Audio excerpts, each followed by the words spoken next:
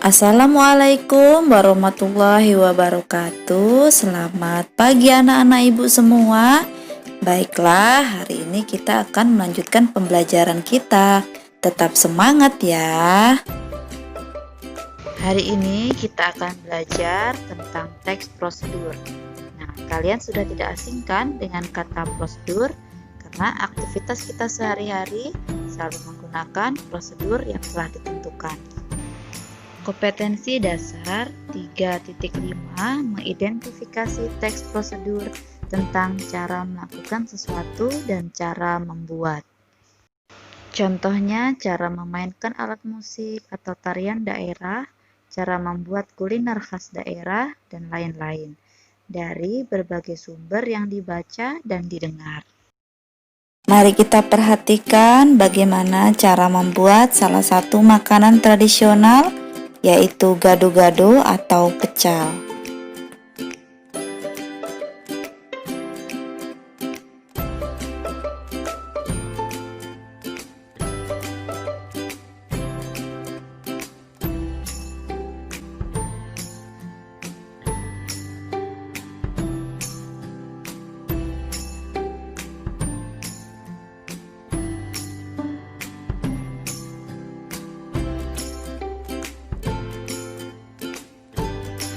Adapun tujuan pembelajaran yaitu siswa mampu memahami ciri-ciri teks prosedur dan siswa mampu memahami jenis teks prosedur.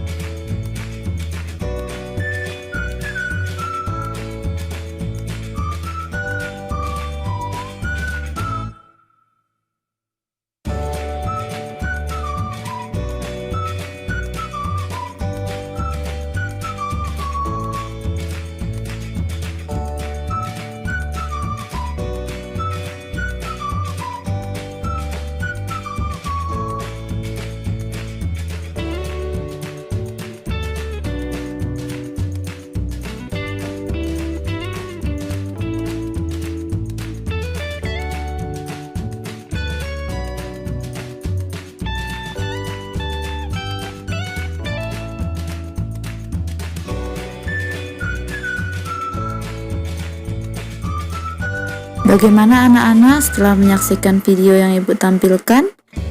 Sudah mulai memahami apa sih teks prosedur itu?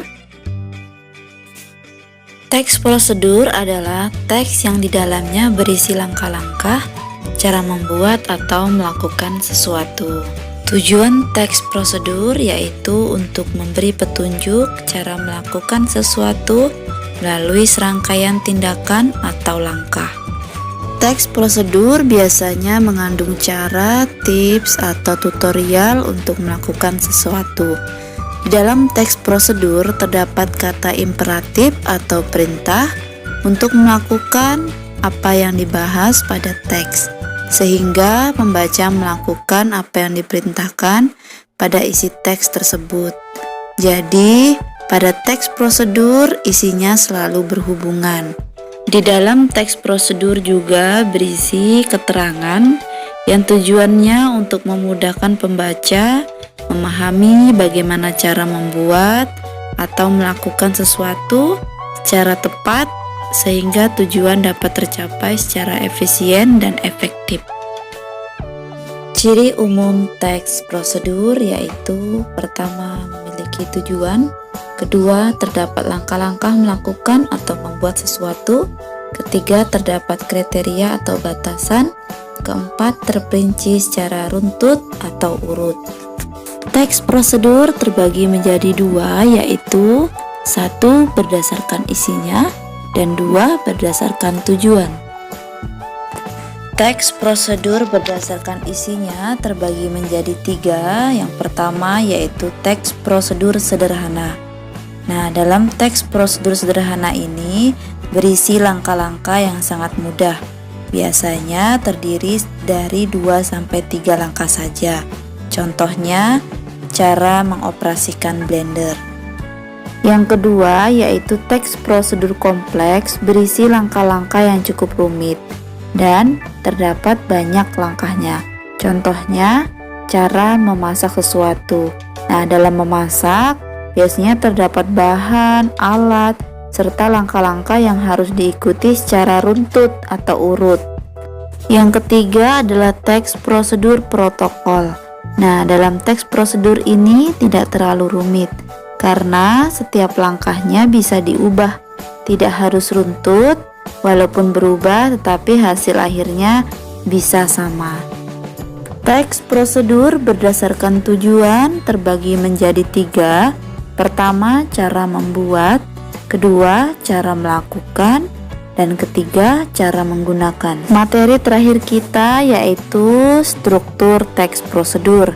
Nah, struktur teks prosedur terbagi menjadi 3 bagian. Yang pertama adalah tujuan. Nah, tujuan di sini dimaksudkan oleh penulis untuk mengemukakan tujuan dan manfaat penulisan yang telah disajikan. Bagian yang kedua yaitu materi. Nah, materi di sini berisi tentang bahan-bahan atau alat-alat yang dibutuhkan.